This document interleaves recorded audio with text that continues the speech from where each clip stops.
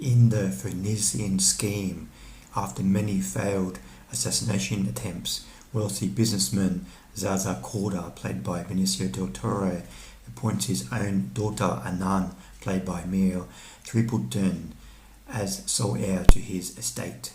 As Korda embarks on a new enterprise, they soon become the target of scheming tycoons, foreign terrorists, and determined assassins. The Phoenician scheme is directed by Wes Anderson, who has previously directed films such as Asteroid City, The Great Budapest Hotel, and The Royal Tenenbaums. And the Phoenician scheme just debuted at the Cannes Film Festival in the official competition.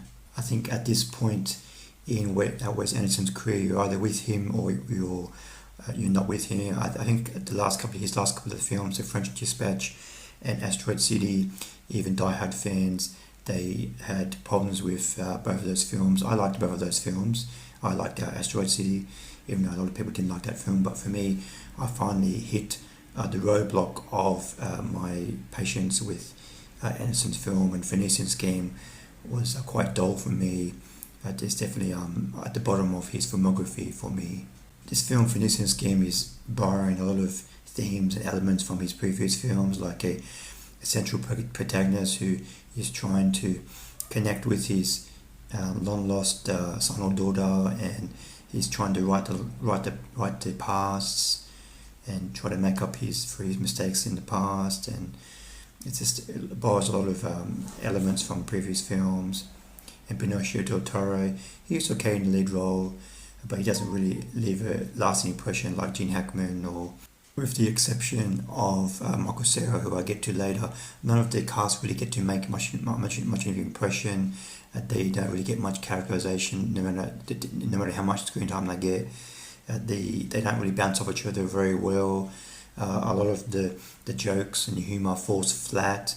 But I'll get to Michael Cera. He gets a lot of screen time. He's kind of like an assistant to Benicio del Toro's tycoon, and he, even though he doesn't really get to bounce off anybody in the film, he gets to create his own character. He gets a lot of quirks. He's quite layered, and I really enjoyed his performance, and he really fits into this Wes Anderson type of world. But I think what makes this film quite dull is the lifeless characterizations combined with this central plot of Benicio del Toro. He's trying to create this business opportunity by creating this gap, and he's trying to get financiers to create this tunnel gap. But the problem is, this tunnel gap idea is very, very uninteresting. And unlike Asteroid City, Anderson's films frequently have been getting stacked casts, and a lot of famous people of getting small roles. But for me, Asteroid City, I think a lot of the famous people, they got some nice juicy roles, even if they were in the film for a little bit. But in this film, I kind of felt like, okay, here's Benedict Cumberbatch, here's Tom Hanks, here's Bryan Cranston. They pop up and then they disappear. They don't really get a chance to make much of an impact. But for the positives, as I said before, Michael Cera, he was a standout for me.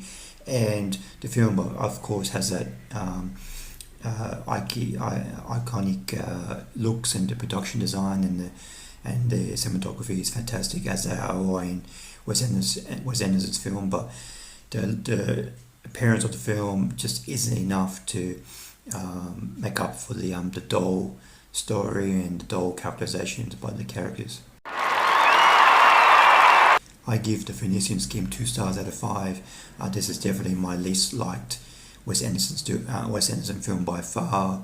There's just not many interesting characters. The central plot of this tunnel gap is just very, very dull and uninteresting, and Benicio del Toro doesn't get much of a chance to create an interesting central character, and a lot of themes and borrowed from previous Wes Anderson films. So while the film does look fantastic and the production design is as fantastic as it usually is, I can only recommend this film for die-hard Wes Anderson fans. So this was a bit of a disappointment for me.